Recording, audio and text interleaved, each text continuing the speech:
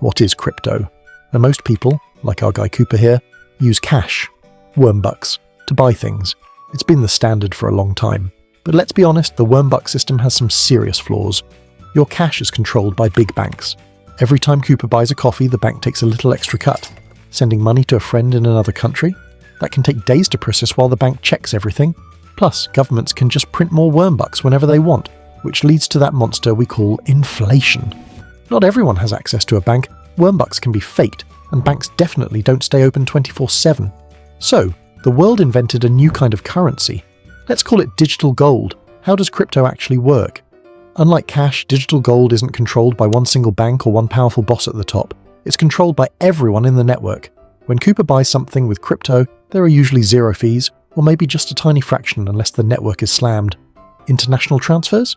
They happen in minutes, not days. Any Cooper anywhere in the world can use it without asking a bank for permission. Some forms of crypto even have a limited supply, which means no one can just print more and cause inflation. It can't be faked, and the market never sleeps. It's open 24/7. But Cooper needs a way to keep track of all these transactions. Banks use private ledgers and receipts, but they keep all that info to themselves. In the crypto world, every transaction is written down on a giant public digital rock, or a block for short. Every person in the network gets a copy of this block. Instead of one bank controlling the truth is shared by everyone. This brings us to crypto mining.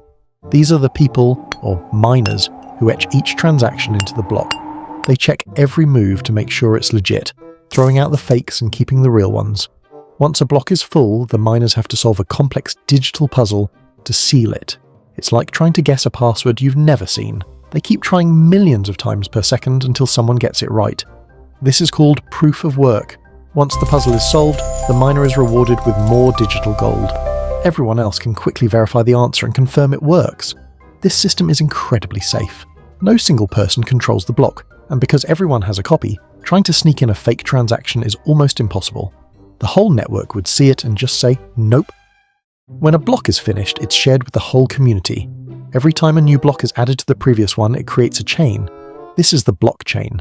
Each block contains its own unique code plus the code of the block before it.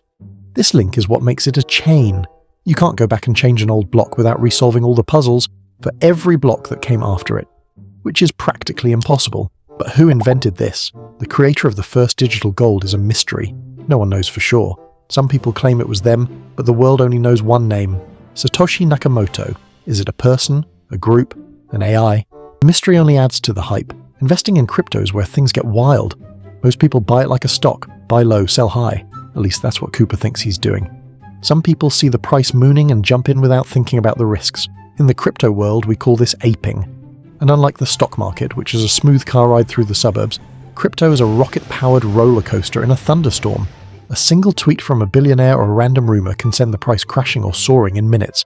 Some people choose to buy and hold forever, no matter how scary it gets.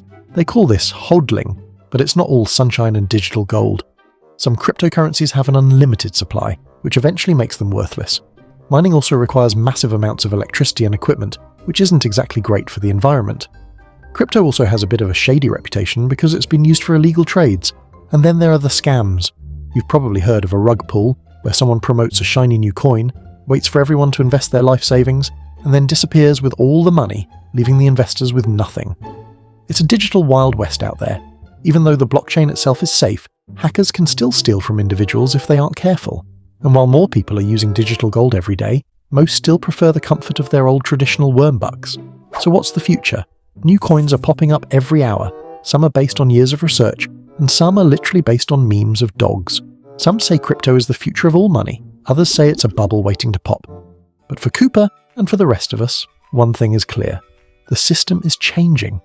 Subscribe to Me vs. Money to make sure you're not the one left holding an empty bag. See you in the next one.